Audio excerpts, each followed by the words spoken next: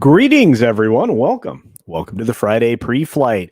We're having internet issues. Of course we are. Thank you, internet. Appreciate it. I don't know what's happening. Again, we're back to this, and I never have trouble with upstream. So let's see if there's something going on in the background. I don't identify anything going on in the background. I'm closing everything in the background. I don't know what's going on. Nobody loves me. Well, okay, you guys love me. Anyway, thank you all for being here today. I don't mean to complain. I'm pretty excited. There's so many of you that showed up. I myself was watching Midnight's Edge. I'm going to go ahead and do that, so at least we'll catch up a little bit on the stream. We have Midnight's Edge was still going. I was watching some other things throughout the day. I have to say, I've been really impressed with the quality of everybody's content lately. We have a lot of channels that have been growing, including the Nerdporio Lifeform just hit the 1,000 subscriber mark. So many amazing people are really starting to get their channels, rolling really well. For whatever reason, we're going to do this today, StreamYard. So thank you for that. Anyway, sorry about that, guys. Anyway, let's just say hi to you as we get going. I hope everybody's getting ready for Friday and ready for a happy weekend. I really want one. So let's take a look at this. We've got Apollo Patriot here joining us today. Oh, dang, you're real close to 1,000 too. See, another person getting there, almost there. I think you will be there. And Operation Motherland will be a lot of fun. I can't wait to play that. Yeah, Lord Thoth is in the house. We've got Canadian Spider-Man. Guys, check out Apollo Patriot's channel, by the way. Hey, George, it's good to see you, my friend. All the content you've been putting up on Twitter has been wonderful. I've enjoyed that very much. I want to say thank you to those of you who were early today, because, again, there are lots of choices. I appreciate that you guys have wandered over here, the 21, 22 of you that are here now. We've got Jay Ullman in the house. Good to see you. Our good friend Lasso of Truth. It's so great to see you. Cody Guy is here. Of course, I did mention Canadian Spider-Man. Thanks for everything that you do, my friend. All of my wrenches, those of you that throw links and things like that, Lord Thoth, Mr. Shirt, you guys are just absolutely the best. Hey, One Man Show. Good to see you, my friend. I think we've been saying hi to Keely Chow. Good to see you. I haven't seen you in a bit. I hope everything's going well. Mr. Dragon is here. Good to see you, Mr. Dragon. It's weird not having any background music, right? I mean, I'm going to have to get back to doing background music during shows. We've got an accidental tourist super sticker here. It's a dancing pear. It's party time for a Canadian $5. Thank you for that. Of course, you also posted a message I can't highlight yet on StreamYard that says, for a member for 11 months, and thank you for that, accidental tourist, says, hurry up and get the high rollers level going. I'm tired of sitting near the bathroom here in the back. Well, that's fantastic. I appreciate that very much, my friend. Mispronounce is here. Hey, what's going on? We've got Biggles in the house. What's going on, Biggles Mets? Hopefully your lunch break is moving forward, and I know that there's a Whataburger that's open near you. We got Mr. Tickle Trunk stopping in for a few seconds to give some love. Thank you for that. Keck 44 is here. Lord Runner is here. Good to see you. Aluvrian Imakara. Happy Friday to you, love. I hope everything's going well in your professional life. Soul Assassin is here. We've got Ironcaster. We've got Mr. Tickle Trunk for a Canadian $2. Says, everyone, have yourselves a good weekend. You too, sir. I had a great time last night. I'm glad you were there. Am I on a VPN? I just double checked that. I'm not currently. At least I shouldn't be. But I did check, and I'm not. I don't know what they're doing again, and it just dropped again. So I can convey a certain amount of information, and then it says, no, thank you. No, thank you. You're not allowed to have quality signal. So it's a big bummer. The loose joystick for $5 says, hail, culture will hail to you. The loose joystick dude put together a video the other day, kind of a review retrospective of Metroid, at least a particular game. Was pretty interesting. You guys should check that out. I stopped by. We've got VPNs can cause streaming issues, but I'm not running a VPN currently. I am not. Don't know what's going on. Again, this is the problem with the, occasional problems here on StreamYard. Hey, the Bosco scenario is here. Good to see you, Gaskar. Hope everything's good with you, my friend. Uh-oh. I missed a joke. You guys are great in the chat. Thanks for being here. All right, so we've spent about 7 minutes saying hi to everybody. We have many other folks that rolled in here, including Humor and Waffles, of course, Master Sidearms. Gosh, many of you. Thank you so much. Let's see. I've got to fix my sound issues before I get to make actual edited videos. Too much road noise outside. I'm sorry about that. Actually, there are techniques for removing that, Iluvriana Makara. You can reach out to me. I will be happy to walk you through some of that. You can definitely filter it out if you need to. Rogue Disney's in the house. Good to see you. Hope you've had a very Disney day, my friend. I know that you love that. Everybody's saying hi to George. Another $2 super sticker from our friend the Loose Joystick, who again is a great supporter of this channel and has secret identity with the one-up sticker. Thank you for that. Executive producer Sol Leibowitz is in the house. Daisy Blossom is here. Hello, love. Mr. Dragon says, I want to reiterate from Wednesday, I meant the 510 was in reference to He-Man CGI the Star Wars Vision I hadn't watched. The only thing was like she was cringer. Everything else was meh. Okay, Mr. Dragon, that's cool. Yeah. Hey, what's up? Good to see you, Wookiee Supremacy. We've got oh man, you guys look to see. I've got Mispronounce here. Saw Mispronounce hanging out. Good to see you. All right, we need to get going. We got some stuff to talk about. If Bear Dog had his own sitcom, who would I have do the opening theme? Wow. Hello, phone. That was weird. None of that was necessary. Very odd. I don't know. Actually, Bear Dog probably would deserve, something like super metal. Maybe Megadeth, quite possibly something jazz. I don't know. Bear Dog has many personalities, including the classical music that you get for a Bear Dog break.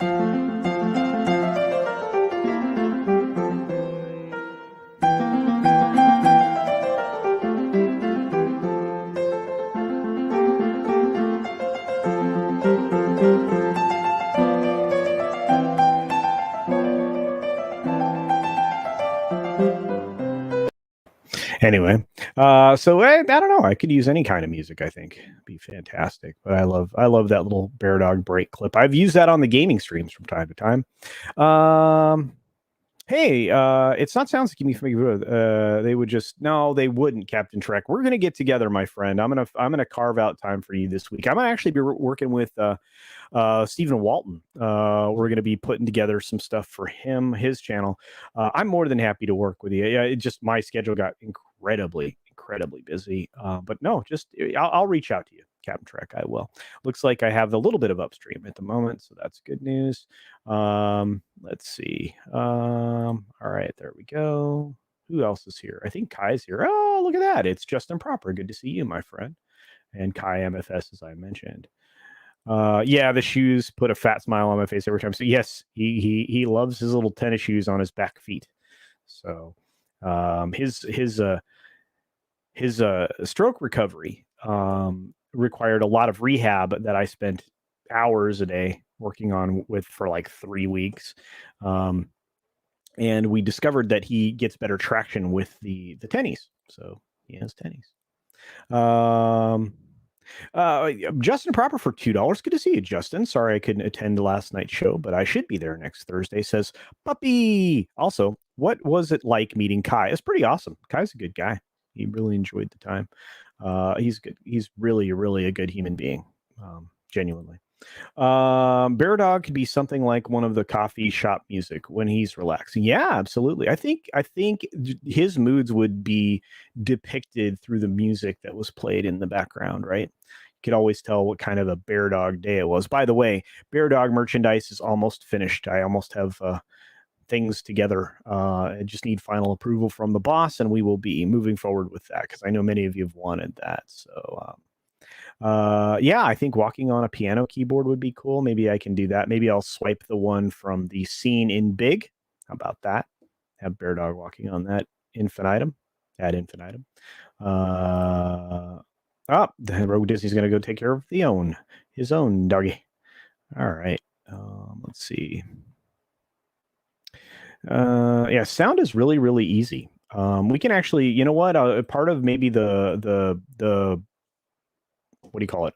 Member stream that I'm going to be trying to get done this weekend may include some of that. So you can ask me questions about editing and my process, and I can share the screen and show you stuff. I mean, I don't mind doing that. It's no big deal. I think I've done stuff like that before. So Master Sidearms is here. So many people. All about that bear dog. Yeah, a lot of people are. So it's going to be cute. He's got some cool ideas. So I'm still trying to figure out how to get the bath sheet from somebody. So because that's one of the cool designs I want to do. Dry yourself off with the bear dog bath sheet, possibly. So if I can get it made. Anyway, beyond that, let's do it. We've been 12, 13 minutes in. I said hi to everybody. Let's do this. Let's talk about this. There's a lot to talk about, but let's talk about this first thing that I think everybody's going to be talking about for a while now. This is kind of older news because it happened early in the week. One of the people that I saw break it was over at Open Airlock Policy. Our buddy Tim over there broke this story about the book that came out about a Hollywood producer. And of course, within that, of course, this is a book written by an author that has passed away, but the other writer on it was Marcia Lucas, George Lucas's ex-wife. And so Star Wars editor Lucas decimates KK and J.J. Abrams over the sequel trilogy. Well, that's a pretty effective descriptive, I think. Anyway, it says here, Star Wars editor Marcia Lucas, who worked on the original Star Wars film, The Empire Strikes Back and The Return of the Jedi, called out Kathleen Kennedy and J.J. Abrams for the destruction of Star Wars. We, of course, a lot of people have negative opinions of that. There are some people that did enjoy those films. Excuse me.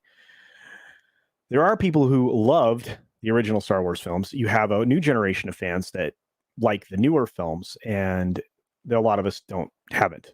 Okay, that's what I needed to say. I didn't want you to misunderstand. Most everybody loves the original films. But anyway, Lucas, who won an Oscar for Best Film Editing for the original Star Wars film back in 1977, made her thoughts about the Disney trilogy quite clear. She did this in a recently published book titled Howard Kazanjian, A Producer's Life, by the recently passed Star Wars author J.W. Rensler. So there you are.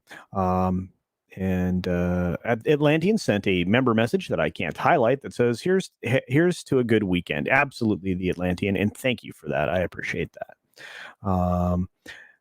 Let's see. We also have George saying, setting up the PC today, almost ready to go live. Awesome. I hope that you get everything the way that you want it. That's the trickiest part, but you know what? You just have to start and you'll refine and it'll be amazing, faster than anybody. I have complete faith in you and I can't wait to start watching. Of course, I was one of the early subscribers to your channel, so I'm pretty stoked. Plus, you give us all inspiration, my friend. Your life is an inspiration. Most people don't have your book, they should get it. Sergeant Politeness has sent us a Doomacorn. I want to say thank you for the Doomacorn. I wish I had a Doomacorn clip. I'll work on that, but thank you for that, Sergeant Politeness. I appreciate it. Anyway, back to that. Let's see. Moving on, in the book, as reported by YouTuber Open Airlock Policy, see, there it is. Lucas described the sequel trilogy storylines as terrible. Yes. He did a great video. It was awesome. I mean, talk about a moment. Just amazing.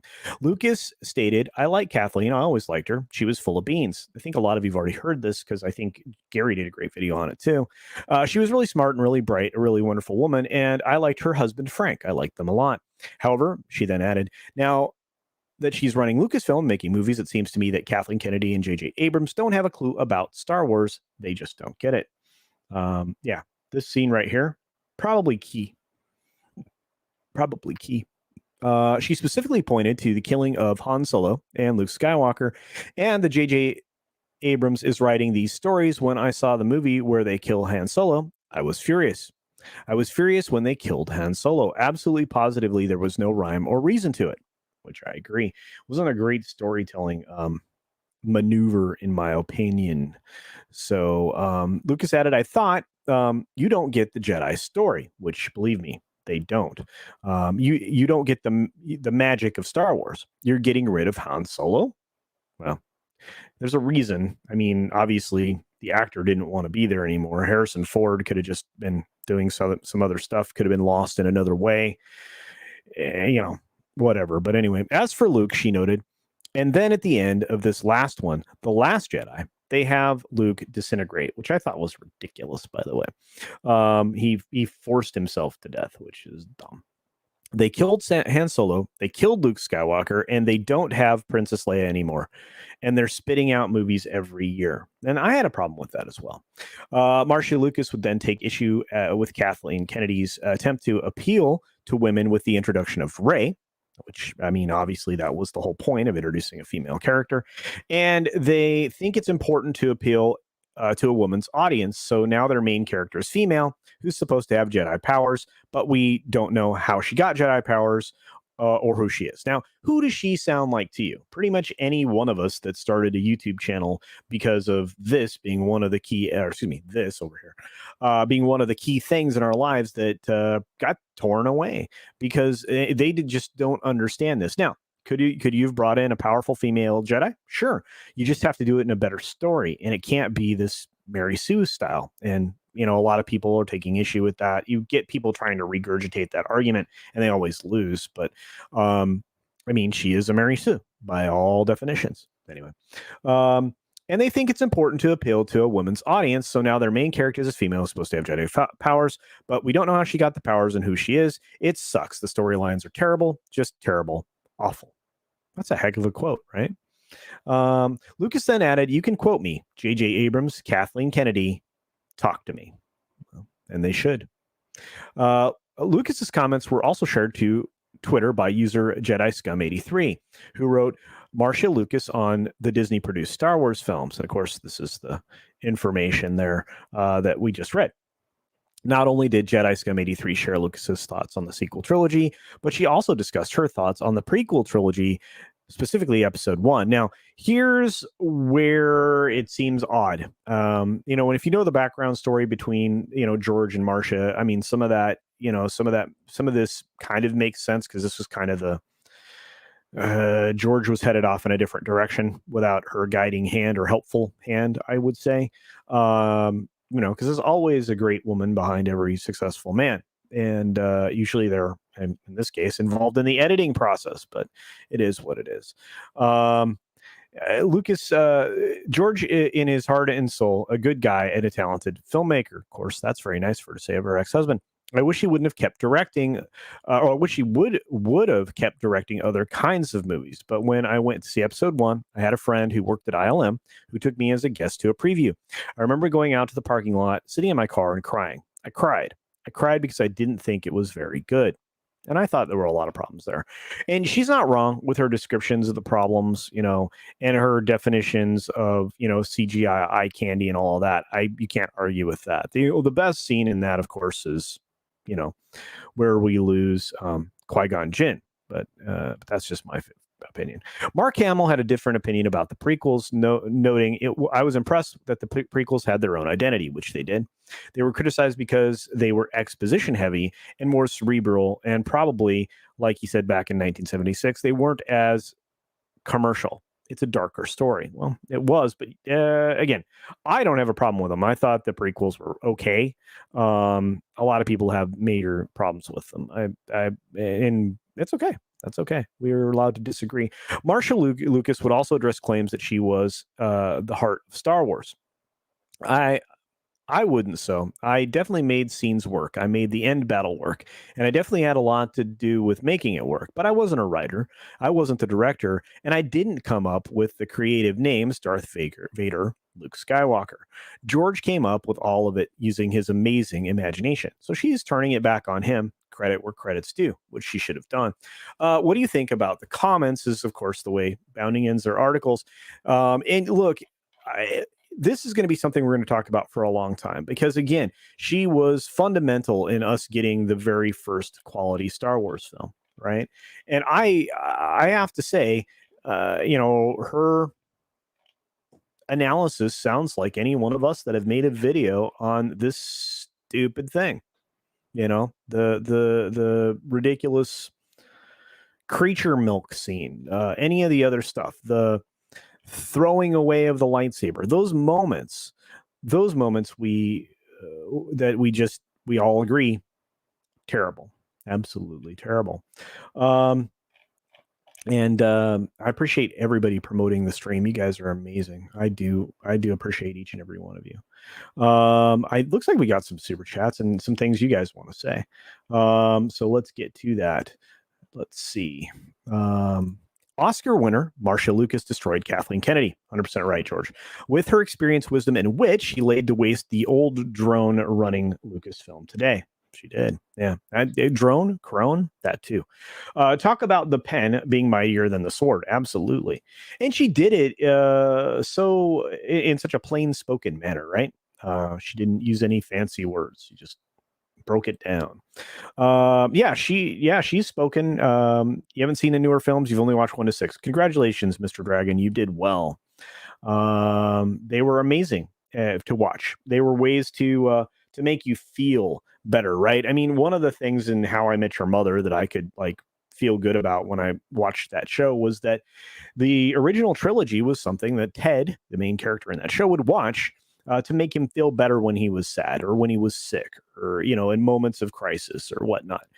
I can identify with that. I think many of us can. Look at Star Wars theory. I mean, it's something, the Star Wars films got him through a very traumatic experience in his life, something that he just had to struggle with.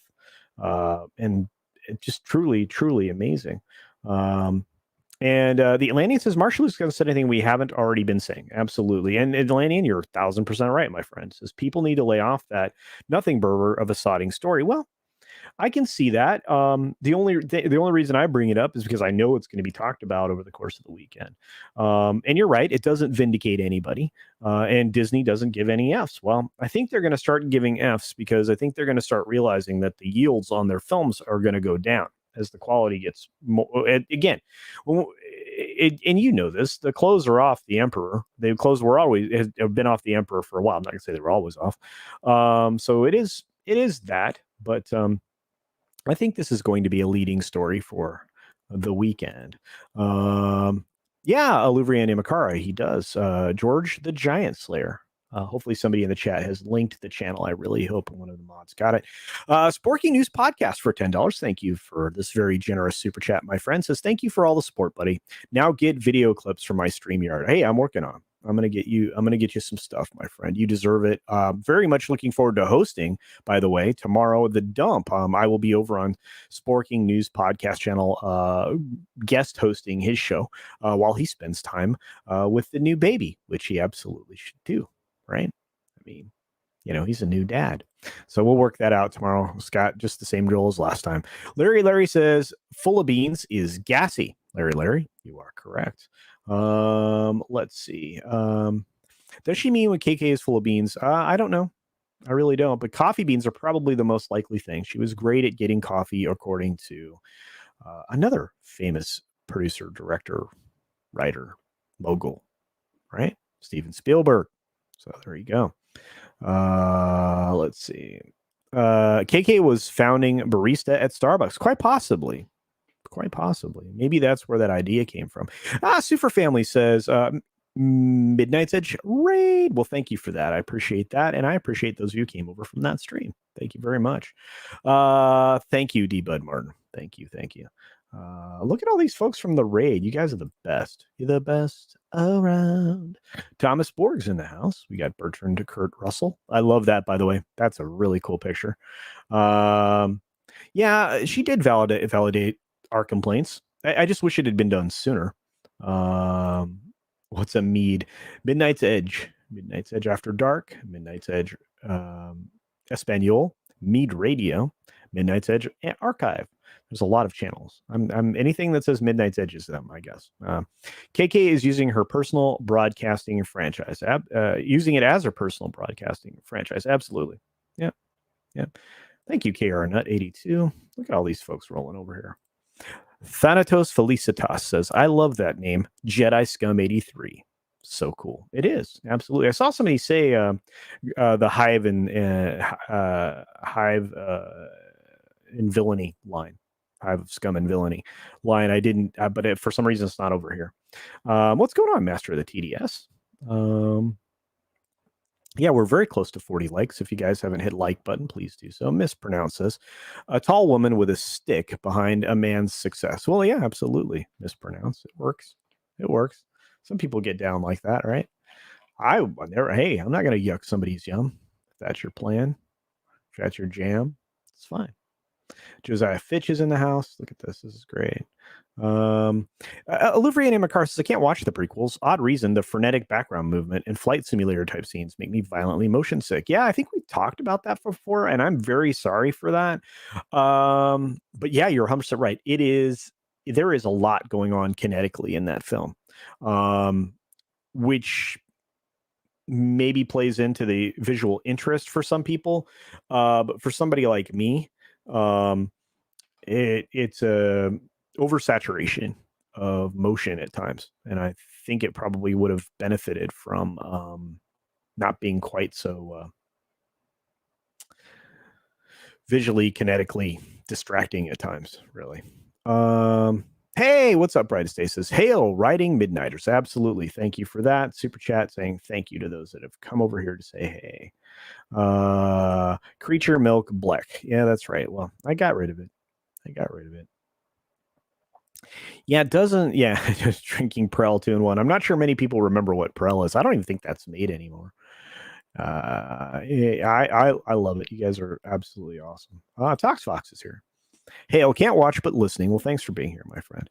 I neglected to discuss Marsha Lucas on my stream last night because I felt I've said everything I've needed to say on the matter, but maybe I'll bring it up next week. But still, yeah, I get it. I mean, I feel like this is a horse that we've looked at and is rotted away, and yet, every once in a while somebody walks over and kicks the bones.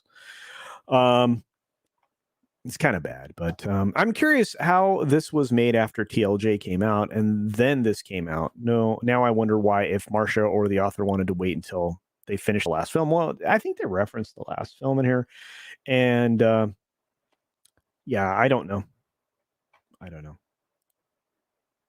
Hey, what's up, Hologram Nunchuck? I haven't gone back to watch the films, by the way. Just FYI. Yeah, most people have been watching anime and other films from other places. Absolutely, I've been watching a lot of foreign series. That's what when I was staying current with Netflix, a lot of the stuff I watched was Gaumont and other foreign productions. Narcos is brilliant. There's a lot of great stuff out there. You don't have to stick with the media companies here. Disney will start caring when they lose money. They will care about losing money. They won't learn why they are. Well, that's also true. Man, I miss our conversations, Atlantean. If we ever get in a position where we can do Mondays again, that'll be awesome. Like, oh my God, Matt G, Mandy has a book. Like, what? Buy it, y'all. Absolutely. Buy Mandy's book. Well, thank you, Cody Guy. I appreciate that. I do try to keep up with everything in my life. It's a challenge sometimes. Oh no, that's the joke, Justin. I'm making light of that, right? She made some bad suggestions. I think Spielberg said that as well. She would interrupt in meetings. But what if the dog does X? It was really funny, some of those lines. KK was full of beans because she's smuggling illegal coffee beans. I don't know about that, but I do know her husband has a penchant for Colombian marching powder, according to some in Hollywood. Again, that's hearsay. I don't really know that for sure. Just a rumor, right? Just a rumor. Congratulations! I hope that goes well in your in-person interview, Scott.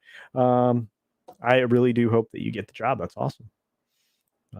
Getting through that first phone interview sometimes can be a challenge.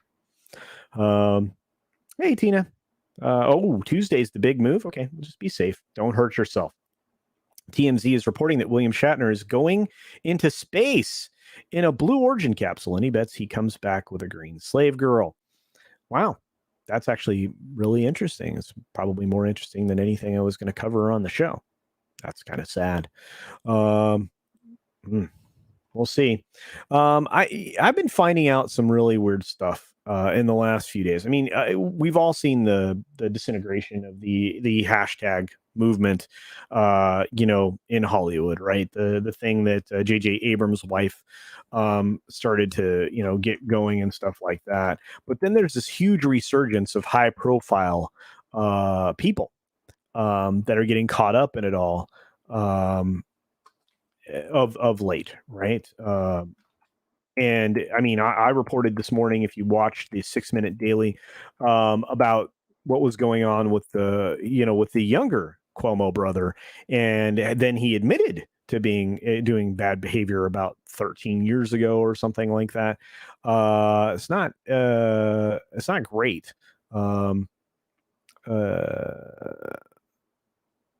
Let's see. Let's do this.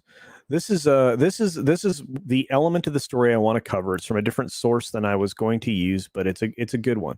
So, um, when we start to talk about these trade magazines getting involved in going after tech companies and these higher profile people that are in their industry, Facebook is an example of that. Okay, moving on from the Cuomo stuff, because that's a little more political and I don't really dive into that too much. But here we have Karen Hepp winning a major victory in her battle against Facebook, essentially reviving an appeal that's allowing her to go after them. So in 2020, a federal judge in Philadelphia dismissed the lawsuit the Fox 29 anchor filed against Facebook, but the appeals court just reversed that call. Get a compelling long read here. Of course, they want us to do that. But there she is. She was being used. Well, I'll read the article. Fox 29 anchor Karen Hepp has been engaged in a legal battle with Facebook since 2019. She filed a $10 million lawsuit over the unauthorized use of her photo in an ad on Facebook for a dating site. And this week, a federal appeals court gave the Lower Marion resident some good news. On Thursday, the Third Circuit Court of Appeals reversed the 2020 decision, who had granted Facebook's motions to dismiss the case. Facebook had argued that the company was immune from liability thanks to Section 230. A controversial and, according to some, very outdated measure that essentially lets companies like Facebook off the hook when a post or comment by a user or platform turns out to be quote unquote problematic. The federal judge in Philadelphia agreed with Facebook, but Section 230 does allow for some exemptions. And in the appeal, Hepp's attorney, Samuel Feynman, claimed that Hepp's complaint met the criteria for one of those exceptions. In short, Hepp is trying to avail herself of the legal principle known as right of publicity, which holds that a business cannot use the name or likeness of a person with obvious commercial value for commercial purposes without having that person's permission. That's right. It has to be expressed, which means in writing. I think they're leaving things out, but that's okay. The appeals court sided with Hepp. That doesn't mean Hepp has won her lawsuit against Facebook. Far from it, but it does mean that Hepp's lawsuit can proceed as long as Facebook lawyers don't try to figure out another way to block it, which they'll of course do. So we're starting to see more of this when it comes to the big tech companies, and I'm thinking that there's so much going on with big tech right now. You have Epic versus Apple, right, and all of the stuff that came along from that, and the decision that was recently rendered. But at the same time, Google, excuse me, not Apple, Google. I did that again. No, it's Apple. I'm sorry. Yeah. Apple said, we'll fight you all the way to the wall until our appeals are exhausted. So they're not going to let Fortnite back on there. And even though the judge directed them to develop a way for developers to monetize outside of their platform, Apple's now doesn't want to give that up. That's a significant chunk of their revenue. And if developers can go to a third party and cut themselves a much sweeter deal, that's a problem for Apple. I mean, Apple stopped innovating other than their multiple camera upgrades that came in the last iPhone. So I think it's going to be more and more, of a problem going forward. But It is what it is. It is what it is. Let's see. I don't know if anybody's interested in this. I mean, yeah, I mean, Facebook is Facebook, but it's not the only one that's in trouble. Facebook had 4 negative stories on 4 separate things this week alone. This week alone. I mean, it was revealed. The thing with Facebook that was revealed about the quid pro quo agreement it had with the previous administration, and quite possibly with the current one, where they wouldn't go after them, in court if they didn't filter political speech or something. I don't know. I didn't. Facebook had a lot of negative news. You have their chief technology officer stepping down into a fellow role over there because this 13-year veteran wants to spend more time with family. This is the person that essentially developed their AI, all their AI tech. So this is a very capable person that doesn't deserve any of that. But he maybe sees the writing on the wall. I mean, you're going to start to see the company get smacked around pretty good. So it is what it is. It is what it is. Wow. Thank you, George. George for 1999. This is number 1. My goodness. Here we go. Rethought my position on Star Wars. After KK took control, I treated it as dead and buried. Yeah. Speaking with a friend,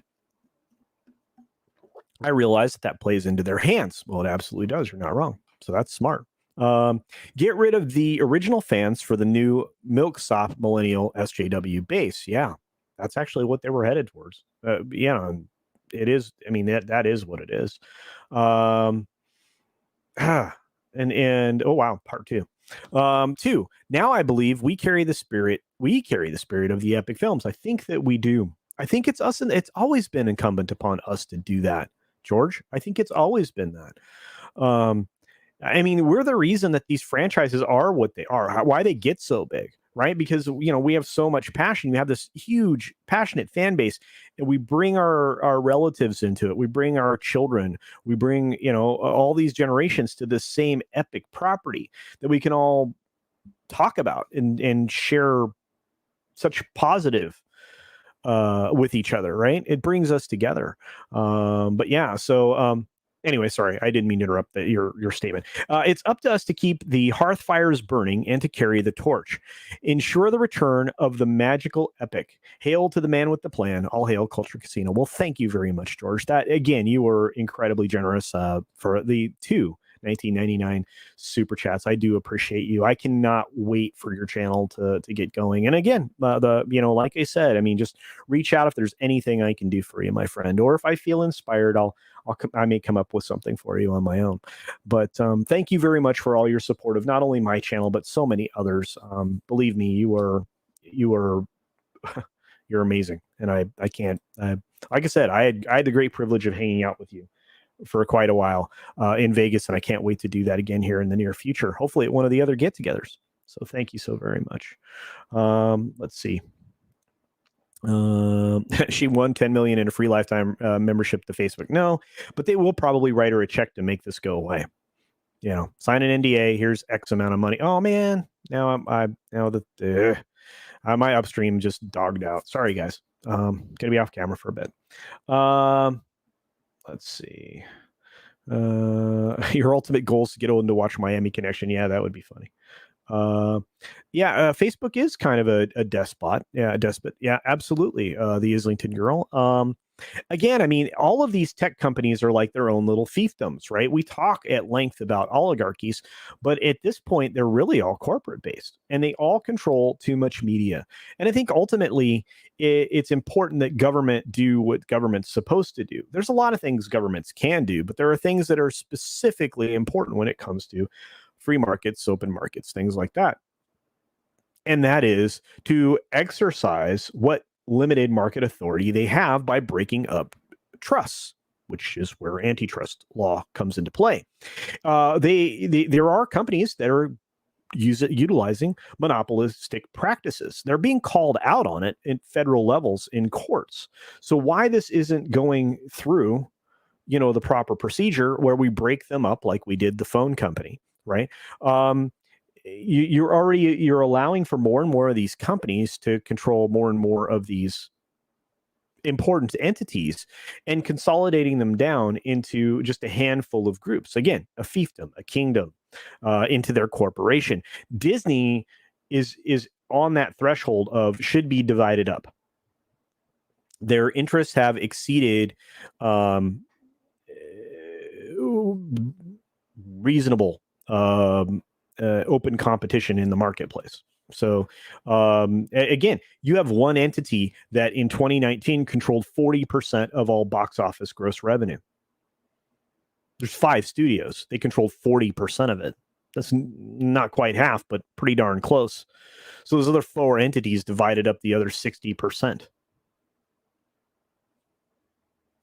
I have a problem with that. I've had a problem with that for a while, and each time something gets acquired by one of these companies, it creates less choice for us. It forces us down the path of less creativity, and less competition. You don't have to compete if you're the only game in town, right? You know, it's like one tire store trying to keep another tire store from opening in a small town. We want to be the only tire store. Well, no, competition is good for the marketplace. It's good for innovation. It is what it is. Wow, that was a little pontification. I apologize for that. Oh, look at this line. Mispronounced as well. Marx Zuckerberg is the CEO. Yeah. Weird stuff, guys. Very weird. Man, I went off on a rant there. I apologize. Wow, that was nuts. But I don't know. I really don't know. A lot of people are not going to give up on the things that they love, whether it be Star Wars, Star Trek, Doctor Who. By the way, great news about Doctor Who. In case you didn't catch it today on the 6-minute daily or elsewhere, because it went wide this morning about 7:30 a.m. Pacific Standard Time. Russell T Davies is coming back as the showrunner for, or I should say, is coming to Doctor Who to save it. I think a lot of people believe that it's not going to be able to be saved if they don't take care of whatever Chibnall did to Doctor Who. Mind you, I've tapped out of Doctor Who a little while ago. There was no way I was going to be interested in the current version of Doctor Who. I don't like anything, for the most part, coming out of the BBC right now. I need someone to point something out to me that's worth watching from the BBC. That isn't politically driven, narratively driven narratively driven by agenda. That's the words I wanted to use there. That's a problem. That was the original goal of the Fandom Menace, wasn't it? Absolutely. Lasso of Truth. The original goal was exactly what George said. You know, we like these films. You ventured too far afield. You did exactly the wrong thing. And let's, and look, the ultimate deal is this. Bob Iger specifically came out, told the investors that he was acquiring Lucasfilm because they already had the girls tied up with all the princess stuff, all the animated things and everything else. They needed the boys. And then they take the boys' property and change it back to girls. So does that make Disney a one-trick pony? I don't know. But it really ruined an opportunity for them. I mean, and they're about to do the same thing with Indiana Jones. You are turning boy properties into girl properties. So I guess you're not allowed to have boy properties anymore. Is that what the world's coming to? I don't know. May the force be with you. Actually, my sarcastic answer to this, or my flippant answer to this, is and also with you. But then I get in trouble with my religious folks that are friends. Yeah. Star Wars will never die as long as we keep supporting the old EU original movies. Absolutely. That's exactly right, Bertrand Kurt Russell. And again, that's why George is awesome. I mean, very eloquent and spot on. Can't wait for the analytics and the analytical takes that he has. Going to be great. Larry there says, I haven't seen the word milksop in decades. We should bring it back. Yeah, absolutely. I'm trying to bring back some words, but then people get mad at me because then they don't want to go to the thesaurus and figure out what I said or the dictionary. Good afternoon, Culture and Chat. Hey, what's going on, Ed Burr? All right. Man, it's good to see Memes in here. Memes and I got to get together. I love hanging out with him. I want a fiefdom. Larry says, I said, why, my friend? Let's see. Dexy Doodle, what's going on? She says, I'm a skulk into lurk mode now. Make it a good one. I'm running. Pity me. Well, Hey, just stay healthy, Dexy Doodle. That's half the battle. If you can stay in reasonably good shape, you build up your immune system, take good care of yourself, you can have decades of long life and health. And it contributes to recovering from things when you're confronted with some extraordinary circumstances that are beyond your control. So, believe me, I have to get back to the carved out of wood body because if I ever get to 10,000 subscribers, apparently I'm going to go shirtless on a stream. I may not do it for the whole stream, and it's not going to be without doing like a megaton of push ups before I turn the camera on. But I can't believe I made that deal. Guys got to stop making deals with me. No,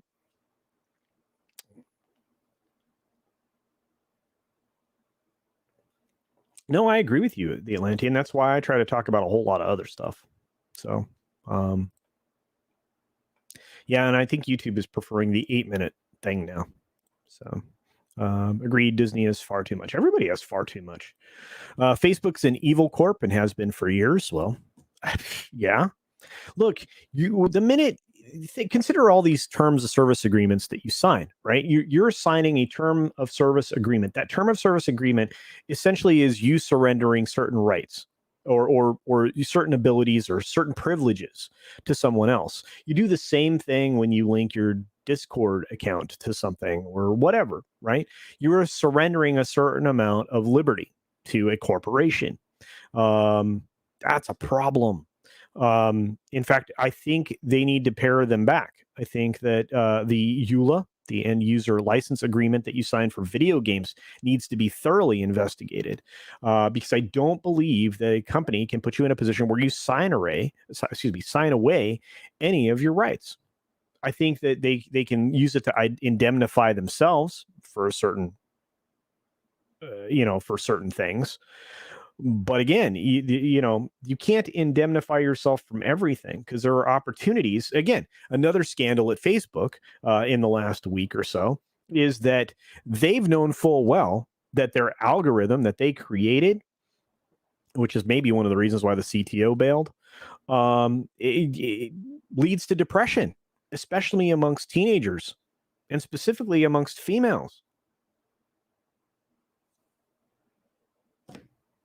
It doesn't take much. We just have to pay attention and we have to stand up. Soul Assassin says Disney is too big. Either break it up or it will do it because of its size. Yeah, well, it hasn't reached the point of implosion yet. Remember, we just saw this in a completely different industry in the too big to fail era. Remember? And now they're letting corporations do it. Well, I say it's high time we stop that. We need to, again, especially when it comes to media, because right now, if 5 people can control everything that you hear, that's a problem. I don't think anybody should have been able to acquire Fox that wasn't an outside player. I think that Comcast shouldn't have been allowed to participate in that and to benefit from it to some extent, and neither should Disney. I mean, you can definitely try to run the bid, see what but again, it's one of the reasons why you see the roadblocks going up for the MGM Amazon deal. Some of that's coming from the Hollywood side of things. They don't want to see Amazon become a real player. They already have enough trouble with Netflix. So, yeah. Guys, do check out George's channel. I have a feeling some epic rants on his part will be forthcoming. So, David Carlian says, do not come. Do not come. Speaking of which, I'm afraid that's what's going to happen with the Bond film, which I guarantee is going to be a part of the conversation today. Look, No Time to Die was going to be bad. We knew it was going to be bad for a very long time. And it was more than a little bit predictable. I read on the James Bond's website, the MI6 site, that they basically broken down the number. It's $928 million to break even for No Time to Die. Break even. That's a lot. In fact, we'll take a look at this from also bounding into comics with one of my favorite pictures here. Hey, look at the happy couple.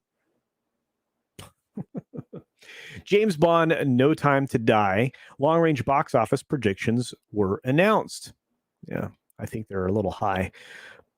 Box Office Pro recently released their long-range tracking for the upcoming Bond film, No Time to Die.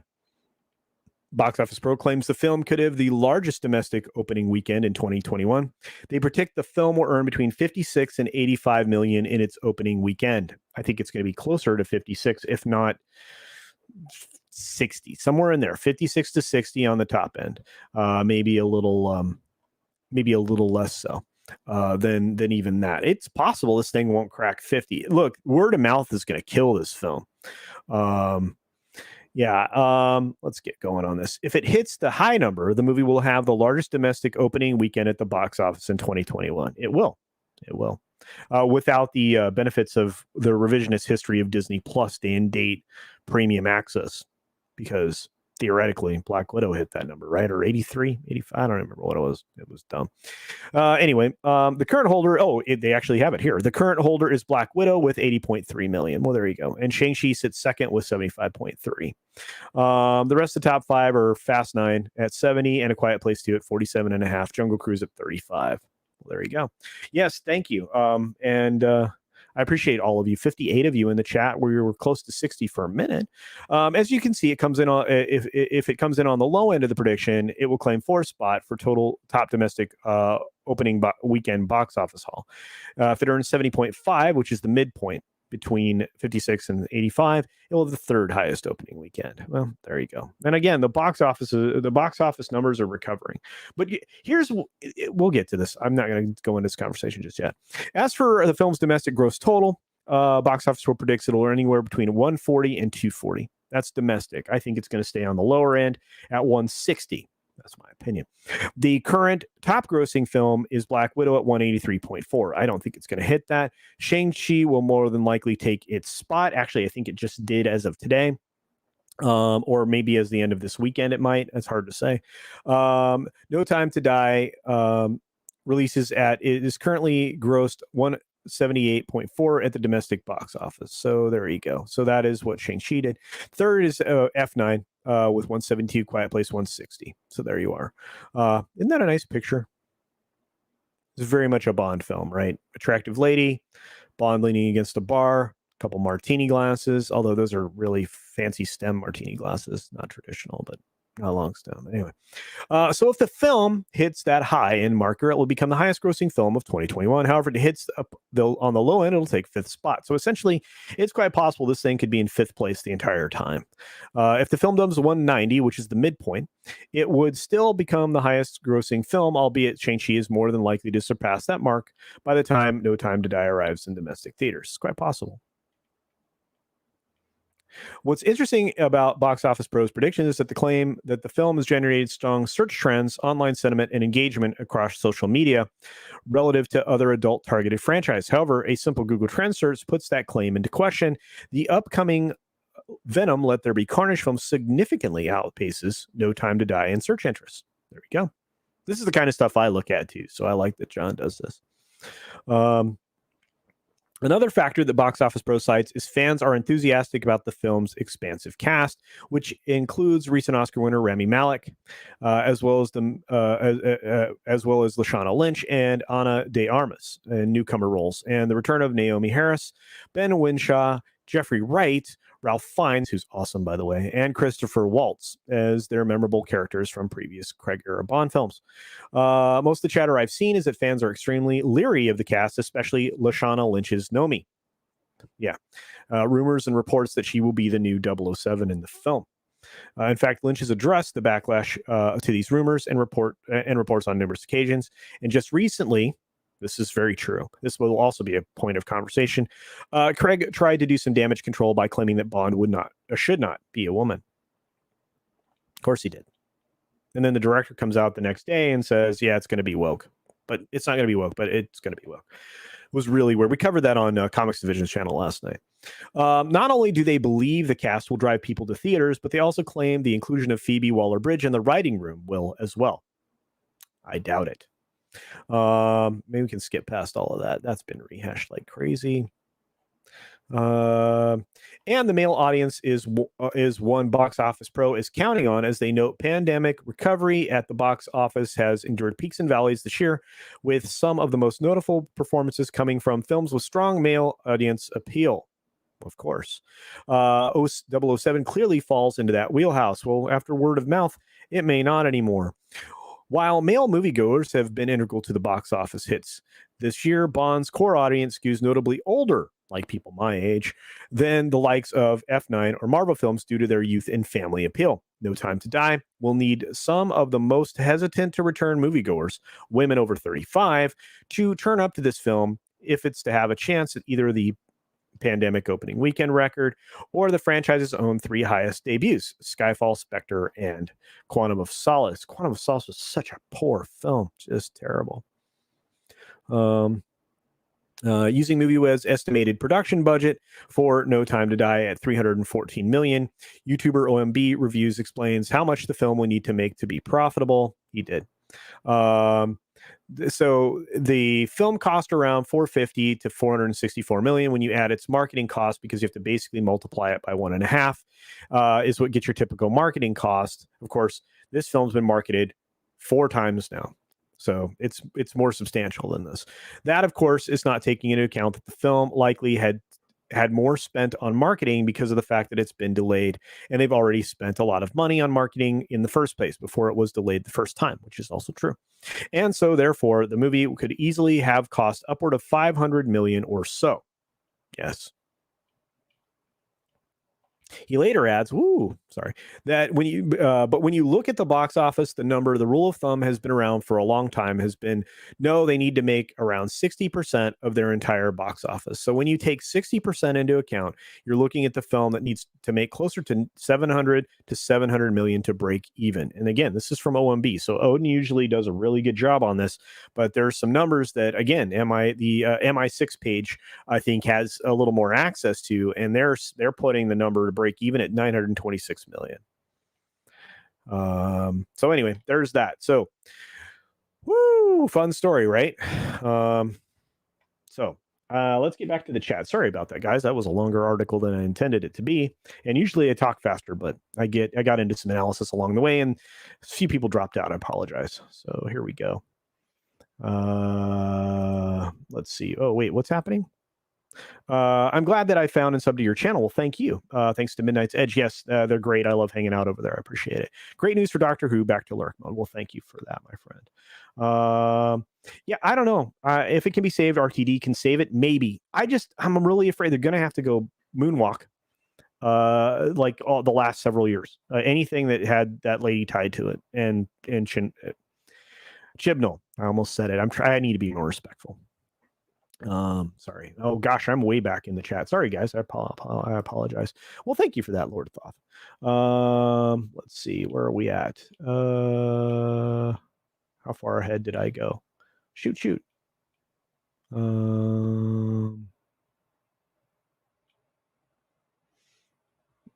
Let's see. Oh, here we go. I feel Bond is going to do Guy Ritchie King Arthur numbers. Wow. Do you think it's going to be that bad, George? Woo. That'd be rough. My thoughts are this film is somewhere in the neighborhood of $600 million, because that's what they wanted to sell it to Amazon for, and Apple and everybody. They wanted to get their money back. They were in it for 600. Maybe they were in 550, but they wanted to sell it for $600 million. Apple and Amazon gave them the middle finger. Netflix was like, no, thank you, bro. And there's no way it was going to drive anything.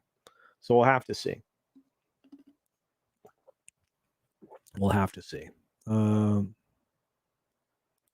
This is a good question. Going back to the previous conversation, why didn't boy movies from Disney ever take off like Hercules and Tarzan? Actually, the Hunchback of Notre Dame did pretty well too. If you remember, those 3 animated films did pretty well, but they didn't put a lot behind them, and they didn't do any of the other stuff that needs to be done to develop that kind of thing. I think they're trying to go in the right direction with their future franchises, but they just kicked out a very popular male actor out of the Pirates franchise, so they're taking a boy franchise turning into a girl franchise. Jungle Cruise, we'll see. They're trying to make that into a franchise. They're going to make a sequel to it. Oh, hell, they're going to make a sequel to Cruella. Anyway, what's going on there, Steph? Good to see you. Remember to leave comments after the show is finished. Absolutely. Thank you, George. I appreciate that. That also helps. You guys, the show's been doing great. I appreciate those of you that have stuck around, those that came over from Midnight's Edge. I appreciate very much. Guys, that's great. Yeah, I don't know if Russell T. Davis knows what he's getting to either. It's going to be weird. Quantum of Solace brings back deep disappointment following Casino Royale. Absolutely, Taz Manta. I agree with you 1,000%.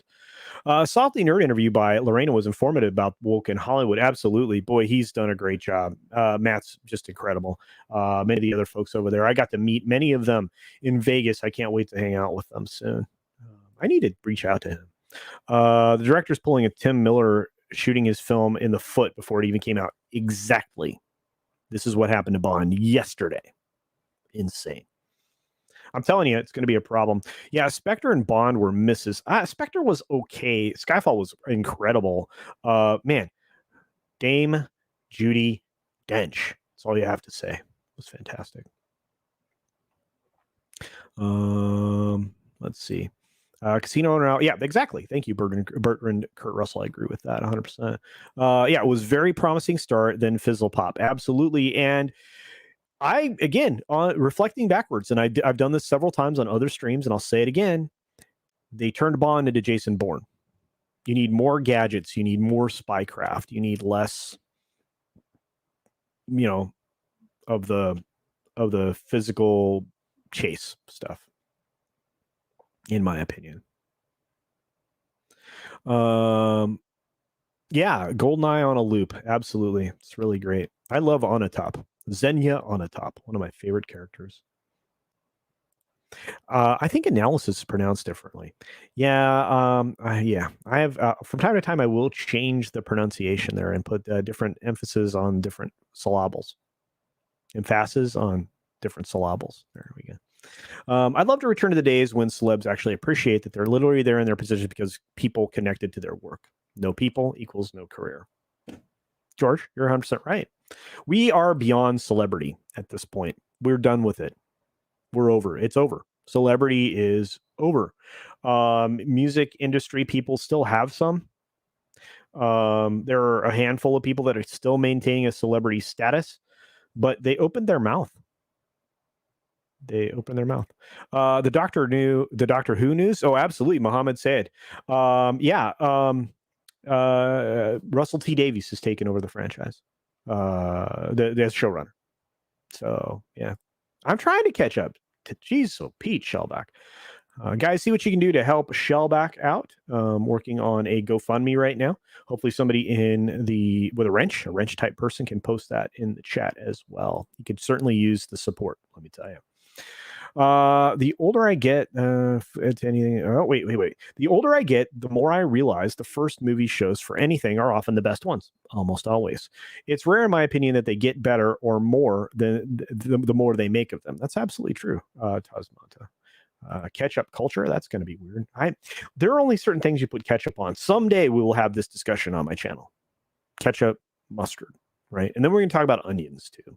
I think it's a long thing. They need to bring Tenet in to work with them. Yeah, you're right. That'd be awesome. Culture is being mad. I am not. I love the chat. I'm not mad. I'm mad. That's an insult. Although he is one of my good friends. So James Blonde, Blow Dry. That would be a great film. See, our community is brilliant. If you want to make something, that's a great spoof, right?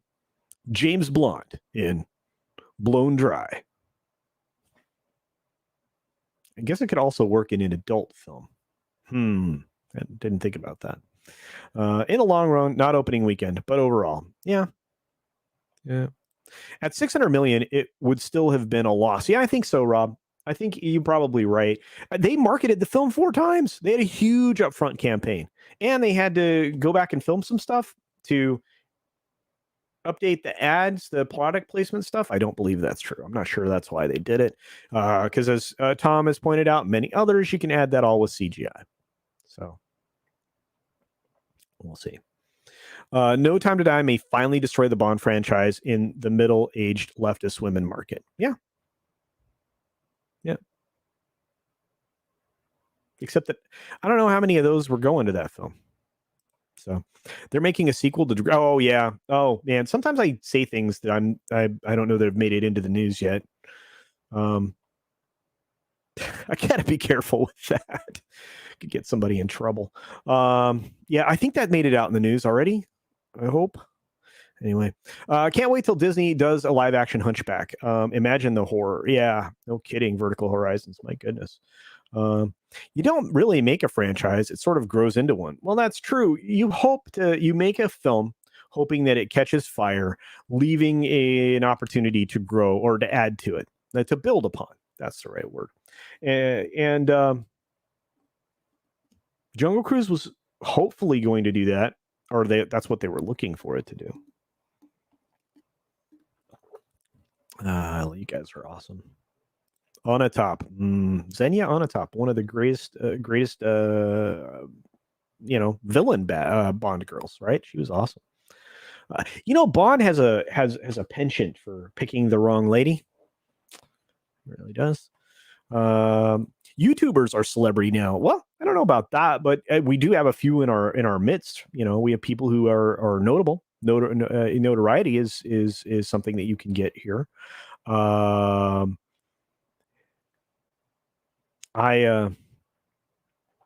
think there's a few. I mean, PewDiePie is definitely a celebrity. There's a few others, right? But PewDiePie is the one everybody knows. Dr. Disrespect was a celebrity level, right? I mean, everybody kind of knows who these people are, which is awesome, right? And then you have the weird TikTok stuff, right? And I don't know, that seems, those people seem to more flash in the pan, right? They get way too involved too quickly in some really unsavory things, and then you get in trouble. You got to be careful with celebrity notoriety. You don't want things to come too fast. I truly believe that. I would like to grow a little faster than I am, but I did not expect to grow overnight, and I think some people do, and you just shouldn't. That's your yeah. Famke Jensen is wow. Yes, that's an understatement, George. Because dang, yeah. I always laugh at the way Gary pronounces it. Analyst. Yeah, no, me too. Martin Campbell directed Casino Royale and Goldeneye and the recent film Protege. You're 100% right, Larry. And what did you think of Protege? Thought it was a pretty good film. Shellback just needs a little support. That's all, George. Cuddles is slacking again. Yeah, that's very true. Hey, Tina. It's good to see you. And thank you for dropping the link. Tina is one of the best guys. James Blonde, licensed to gel. Well, actually, the story of the hair is coming, members. We're getting close. Getting close. Oyos, all my boyos, says me and Bam Hammer. Good to see you. Culture. Yeah. Oh man, when Lola says that, it's pretty amazing. Other people will do it too. I love that. I like it when people are excited to say my name. It's kind of cool. Jane Bondage, licensed to. Wow. Hey now. Kitty Bear. Hey now. You guys are on fire. Here we go. James Blonde in Dyed Another Gray. Well, there you go. With your cooking channel, CultureCasino. Yeah, actually, I'd love to do that. Cochina, right? I would love to do that. I think I would start off with my famous steak recipe, which would give everybody my seasoning rub, and then nobody'd want to come over for steak anymore. I'd feel bad. That made me sad. I can do my version of Cheddar Bay biscuits. I love cooking. It's pretty easy. It's not hard. I love it. Thus making No Time to Die a deliciously ironic title. Absolutely. Yeah, I love cooking. Love it. Yeah, Tina's the best. She's the best around. The bar is so low now, anything gets a sequel, Rob Alta says. I think that's a good comment. I think that's excellent analysis. I think you nailed it. Hope Disney. Oh, hey, this is, here's the thing.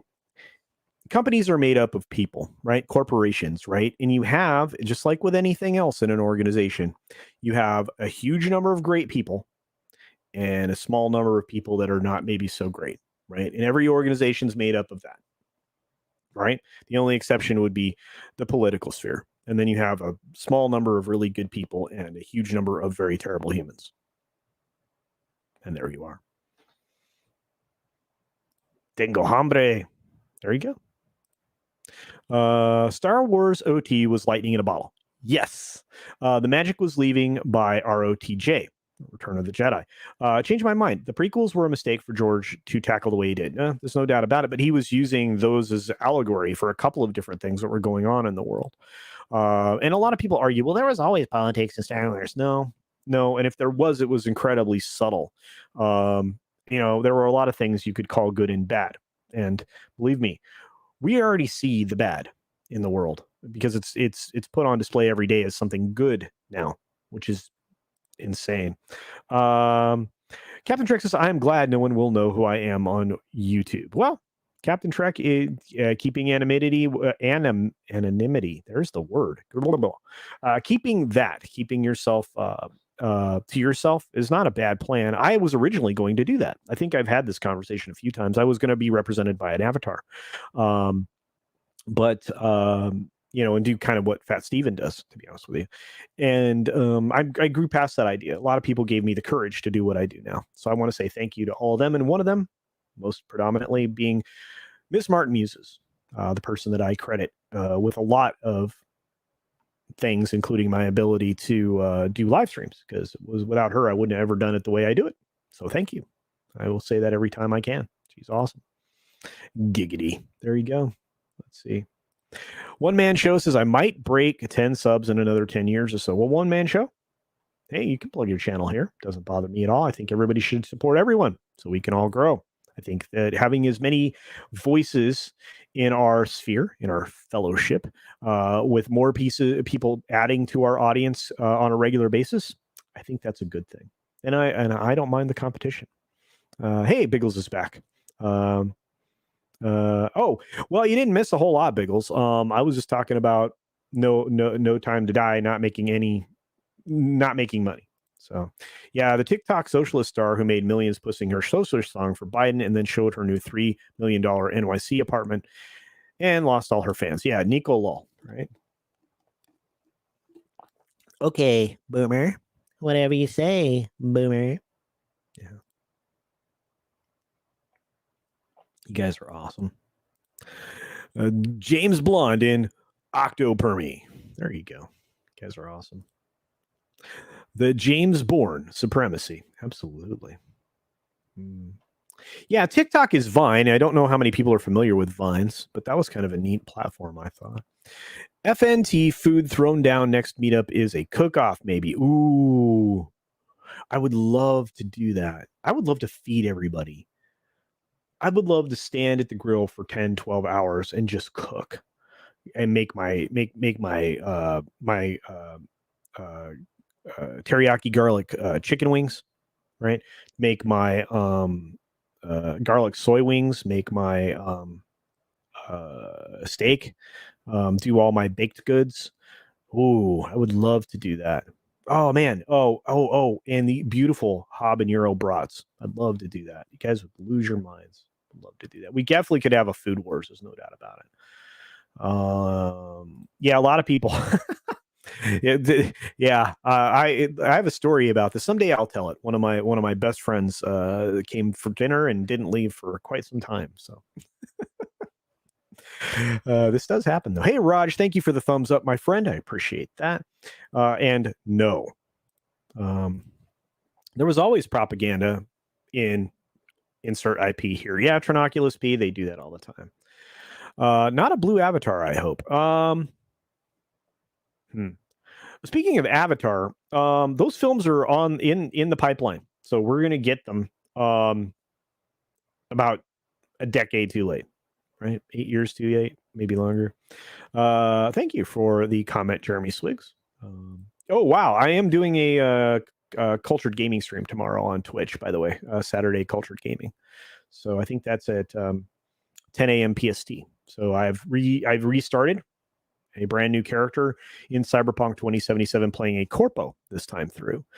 So for anybody who's missed any of the story elements, you haven't missed very much so far, because I haven't really been diving into the story. I'm just building up my skills with this new character. So you can definitely check in if you want to follow it from beginning to end. I do play as a female V.